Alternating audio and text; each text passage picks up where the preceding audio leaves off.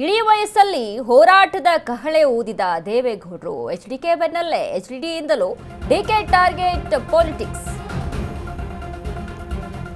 ಇಳಿ ವಯಸ್ಸಲ್ಲಿ ಹೋರಾಟದ ಕಹಳೆ ಎಚ್ಡಿ ದೇವೇಗೌಡರು DK target politics. Bidadi township ವಿಚಾರದಲ್ಲಿ ಕೆಂಡಾಮಂಡಲ. ನನ್ನ ಹೋರಾಟ ಇವತ್ತಿನಿಂದ ಪ್ರಾರಂಭ ಎಂದು ಘೋಷಣೆ ಮಾಡಿದ್ದಾರೆ. ಬಿಡದಿ ಜನ ಕಣ್ಣೀರಲ್ಲಿ ಕೈ ತೊಳೆಯುತ್ತಿದ್ದಾರೆ. ಅವರ ಹತ್ರ ಯಾರು ಹೋಗಿದ್ದಾರೆ? ಡಿಸಿ ಹೋದ್ರ? ಕುಮಾರಸ್ವಾಮಿ ಮಾಡಿದ್ದನ್ನ ಮುಂದುವರಿಸ್ತಿದ್ದೀವಿ ಅಂತಾರೆ. ಏನ್ ಮಾಡಿದ್ರು ಕುಮಾರಸ್ವಾಮಿ? ಈ ಬಗ್ಗೆ ನಾನು ಮುಖ್ಯಮಂತ್ರಿ ಅವರಿಗೆ ಪತ್ರ ಕೂಡ ಬರೆದಿದ್ದೀನಿ.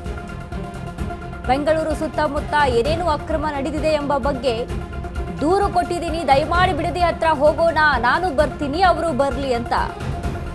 ಈವರೆಗೆ ಯಾವ ಡಿಸಿ, ಶಾಸಕರು, ಅನ್ನದಾತರ ಸಮಸ್ಯೆ ಕೇಳಿಲ್ಲ. ಡಿಕೆ ಹೆಸರೇಳದೆ ಆಕ್ರೋಶ ಹೊರಹಾಕಿದ ಜೆಡಿಎಸ್ ಸುಪ್ರೀಂ ಎಚ್ಡಿ ದೇವೇಗೌಡರು. ಇಳಿ ವಯಸ್ಸಲ್ಲೂ ಈ ವಯಸ್ಸಲ್ಲೂ ಸಹಿತ ರಾಜಕೀಯವಾಗಿ ಅವರ ನಿರ್ಣಯಗಳಾಗಿರ್ಬೋದು, ಡಿಸಿಷನ್ಸ್ಗಳಾಗಿರ್ಬೋದು, ಹಿಂದೆನೂ ಕೂಡ ನಾವು ಗಮನಿಸಿದ್ವಿ. ಹಾವೇರಿ ಸಮಾವೇಶ ಸಂದರ್ಭದಲ್ಲೂ ಕೂಡ, ಹಾಸನ ಸಮಾವೇಶದ ಸಂದರ್ಭದಲ್ಲೂ ಕೂಡ, ಅಂದರೆ ರಾಜಕೀಯವಾಗಿ ಆಗಿರ್ಬೋದು ಅಥವಾ ಇನ್ನಿತರ ವಿಚಾರಕ್ಕೆ ಸಂಬಂಧಪಟ್ಟಂತೆ ಆಗಿರ್ಬೋದು, ಅವರ ಮಾತಾಗಿರ್ಬೋದು, ಅವರ ಗತ್ತಾಗಿರ್ಬೋದು, ದೇವೇಗೌಡರು ಅದೇ ಚಾಪನ್ನ ಮೂಡಿಸ್ಕೊಂಡು ಬರ್ತಾ ಇದ್ದಾರೆ. ಬಟ್ ಈಗ ಇಂಡೈರೆಕ್ಟ್ ಆಗಿ ಡಿಕೆ ಶಿವಕುಮಾರ್ ಮೇಲೆ ಆಕ್ರೋಶವನ್ನ ವ್ಯಕ್ತಪಡಿಸಿದ್ದಾರೆ. ಬೆಂಗಳೂರಿನ ಸುತ್ತಮುತ್ತ ಏನೆಲ್ಲ ಅಕ್ರಮ ನಡೆದಿದೆ, ಇದೆಲ್ಲದರ ಬಗ್ಗೆ ನಾನು ಸಿಎಂಗೆ ಆಲ್ರೆಡಿ ನಾನು ದೂರನ್ನ ಕೊಟ್ಟಿದ್ದೆ, ಪತ್ರವನ್ನ ಸಹಿತ ಬರೆದಿದ್ದೀನಿ. ಬಿಡದಿ ವಿಚಾರಕ್ಕೆ ಸಂಬಂಧಪಟ್ಟಂತೆ ಯಾರಲ್ಲಿ ಹೋಗಿ ಅವರ ಜನರ ಒಂದು ಗೋಳನ್ನ ಕೇಳಿದ್ದಾರೆ? ಡಿಸಿ ಹೋಗಿದಾರಾ? ಯಾರು ಹೋಗಿದ್ದಾರೆ? ರೈತರು ಕಣ್ಣೀರಿಡುವಂತ ಪರಿಸ್ಥಿತಿ ನಿರ್ಮಾಣ ಆಗಿದೆ. ಇದ್ರ ಬಗ್ಗೆ ನಾನು ಹೋರಾಟ ಮಾಡ್ತೀನಿ ಅಂತ ಎಚ್ಡಿ ದೇವೇಗೌಡರು ಘೋಷಣೆಯನ್ನ ಮಾಡಿದ್ದಾರೆ. ಬಿಡದಿ ಟೌನ್ಶಿಪ್ ವಿಚಾರದಲ್ಲಿ ಕೆಂಡಾಮಂಡಲ ಆಗಿರುವಂಥದ್ದು.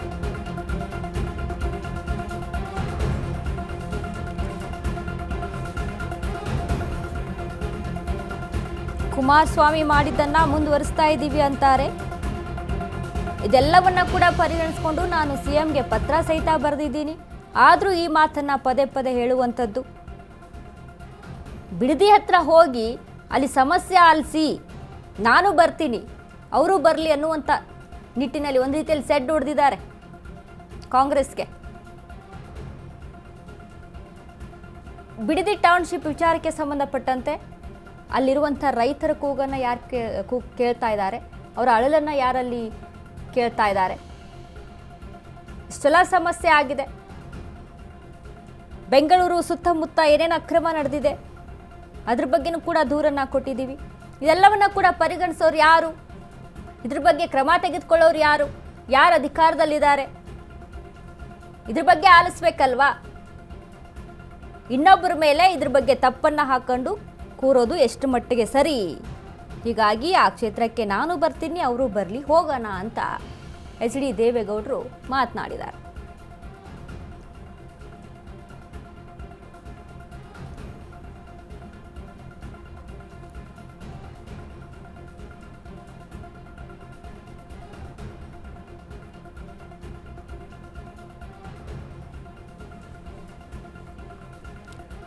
ಈಗಾಗಲೇ ನೋಡಿ, ರಾಜಕೀಯವಾಗಿ ಜೆಡಿಎಸ್ ಈಗೇನು 2028ರ ಚುನಾವಣೆ ವಿಚಾರಕ್ಕೆ ಸಂಬಂಧಪಟ್ಟಂತೆ ತಮ್ಮದೇ ಆದಂಥ ಒಂದಿಷ್ಟು ನಿಲುವನ್ನು ರೂಪಿಸ್ಕೊಂಡು ಈಗಾಗಲೇ ಒಂದಿಷ್ಟು ಶತಪ್ರಯತ್ನವನ್ನು ನಡೆಸ್ತಾ ಇದೆ ಜೆಡಿಎಸ್ ಪಕ್ಷ.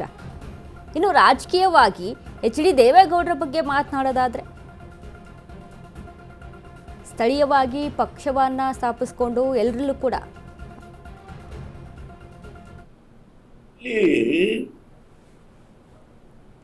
ಇವರು ಈ ಜನ ಏನಿದ್ದಾರೆ ಅವರು ಕಣ್ಣೀರಿನಲ್ಲಿ ಕೈ ತೊಳಿತಾ ಇದ್ದಾರೆ. ಇವತ್ತು ಹೋಗಿ ನೋಡ್ಬೇಕಲ್ಲಿ. ಅದ್ರ ಜೊತೆಗೆ ರೇಷ್ಮೆ, ಕಬ್ಬು. ಕುಮಾರಸ್ವಾಮಿ ಅವರು ಏನು ಅಲ್ಲಿ ಹರಿಯುವ ಒಂದು ವೃಷಭಾವತಿ ವ್ಯಾಲಿ ಇದೆಯಲ್ಲ, ಅದರಿಂದ ಈ ಎಲ್ಲ ಹಳ್ಳಿಗಳಿಗೆ ನೀರು ಕೊಡ್ತಕ್ಕಂಥದ್ದಕ್ಕೆ ಎಷ್ಟು ಸಾವಿರ ಕೋಟಿ? 250 ಕೋಟಿ. 250 ಕೋಟಿ. ಆ ಕಾಲದಲ್ಲಿ 2006-7ರಲ್ಲಿ ಪ್ರತಿ ಹಳ್ಳಿಗೆ ನೀರು ಕೊಟ್ಟಿದ್ದಾರೆ ಈ ಗ್ರಾಮಗಳಿಗೆ. ಈ ಬಿಡದಿ ಜಮೀನಿಗೆ ಸಂಬಂಧಪಟ್ಟಂತೆ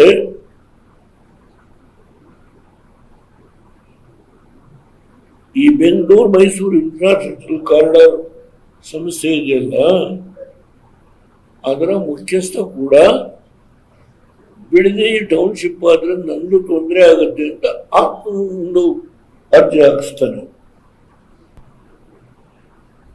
ಸಿದ್ದರಾಮಯ್ಯರೇ, ನೀವು ನನ್ನ ಜೊತೆ ಕೆಲಸ ಮಾಡಿದಿರಿ, ನಿಮ್ಗೆ ಬಡವರ ಬಗ್ಗೆ, ಹಿಂದುಳಿದವರ ಬಗ್ಗೆ, ಹರಿಜನ ಗಿರಿಜನರ ಬಗ್ಗೆ ಏನು ಸೋಷಿಯಲ್ ಜಸ್ಟಿಸ್ ಅಂತ ಹೇಳ್ತಿರೋ ನೀವು, ನಿಮ್ಗೆ ಅದರ ಅರಿವಿದೆ.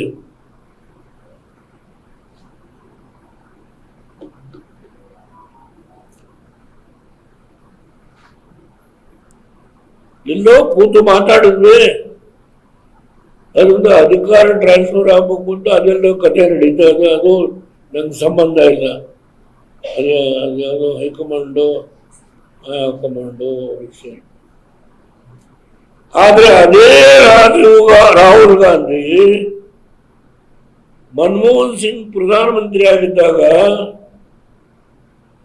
ಲ್ಯಾಂಡ್ ಅಕ್ವಿಸಿಷನ್ ಬಗ್ಗೆ ಒಂದು ಕಾನೂನು ತಂದಿದ್ದಾರೆ UPA ಗವರ್ಮೆಂಟ್ ಅಲ್ಲಿ.